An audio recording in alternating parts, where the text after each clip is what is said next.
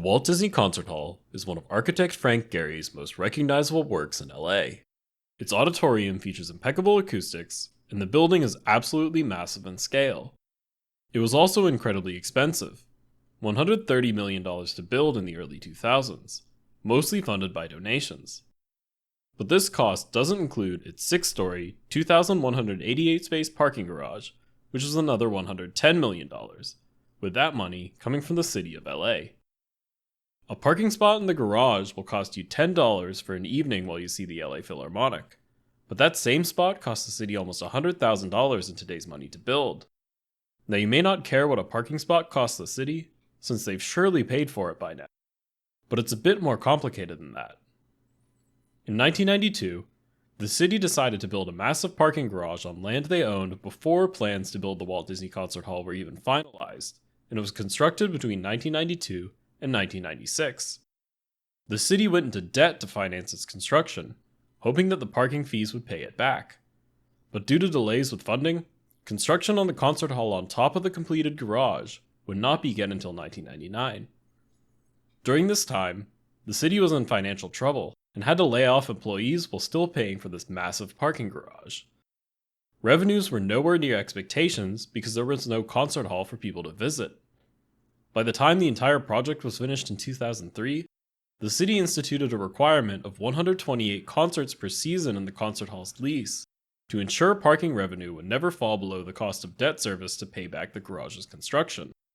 The parking garage was built to serve the concert hall and the LA Phil, but in the end, the orchestra had to serve the parking garage.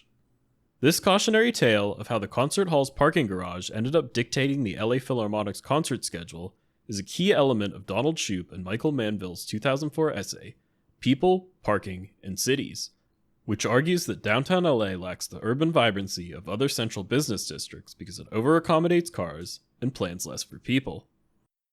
With a seating capacity of 2,265, compared to the 2,188 parking spaces in the garage, the Walt Disney Concert Hall is built in a way that assumes almost everyone will drive there. Shoup and Manville argue that the abundance of parking encourages a sort of private and encapsulated city experience. In New York or San Francisco, most people would take transit to a concert hall, or park at a parking garage a few blocks away and walk to their final destination. But the Disney Concert Hall encourages patrons to drive into its garage and take an escalator or elevator upstairs, without ever setting foot in the city. This discourages people from visiting restaurants or other cultural institutions before or after their shows. An experience that could be a nice night out in the city is similar to seeing a movie at a suburban shopping mall. And since less people are outside walking to their destinations, the streets downtown around the concert hall can be uncomfortably empty. Thankfully, there is an alternative to driving and parking in clear view. The Disney Concert Hall has some of the best transit coverage in the city. It's within a quarter mile of the Civic Center Grand Park station served by the B and D line subways. Grand Avenue has some of the most frequent bus service in the city, with some lines coming every 5 to 10 minutes.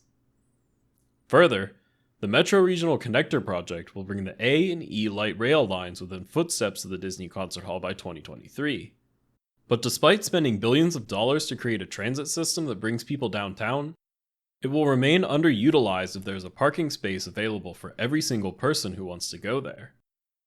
So many other buildings downtown have large parking garages, in addition to freestanding parking garages and surface lots. With all this parking available, a large amount of empty space is reserved for cars in the heart of America's second largest city, where space is at a premium. LA County as a whole has 110,000 acres of parking, which is 7.5 times the area of Manhattan. Even if downtown LA had infinite parking, car travel would still be constrained by the freeways and roads that people use to get to their destinations. In downtown, the wide streets built to accommodate this traffic from the freeway takes away useful space for walking, cycling, and socializing. And after all that has been done to accommodate cars, driving and parking is still notoriously difficult and stressful.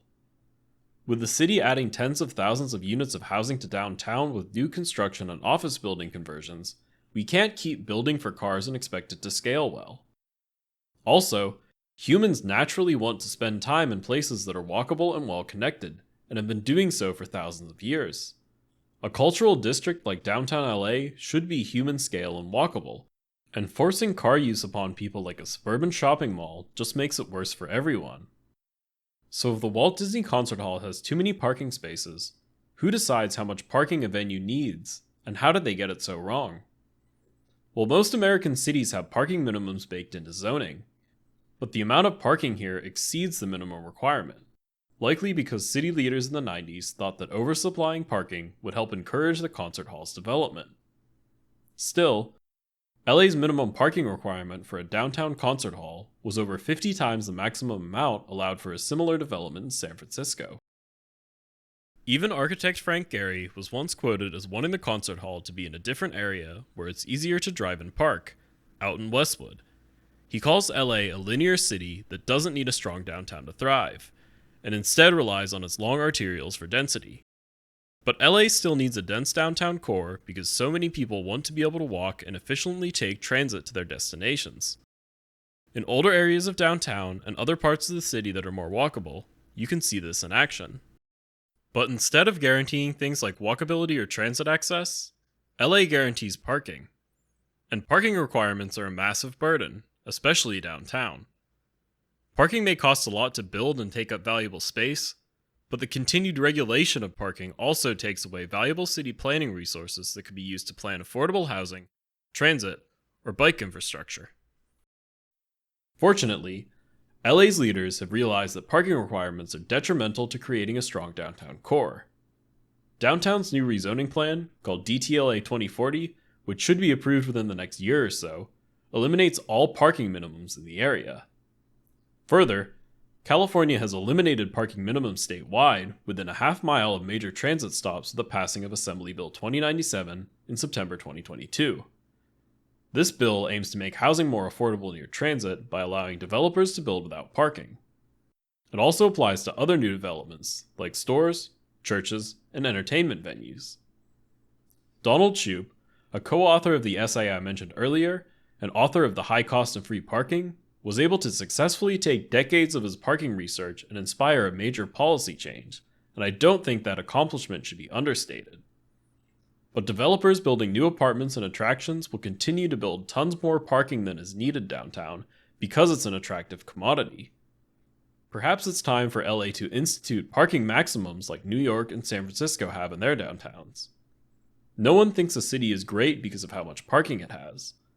Some parking might be needed, but if we assume everyone will drive in the part of the city with the best transit access, nobody wins. Driving will be difficult due to congestion, and transit options will be underutilized and therefore undervalued.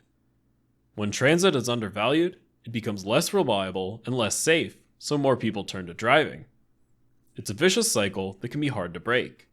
But the first step is admitting that there can be such a thing as too much parking.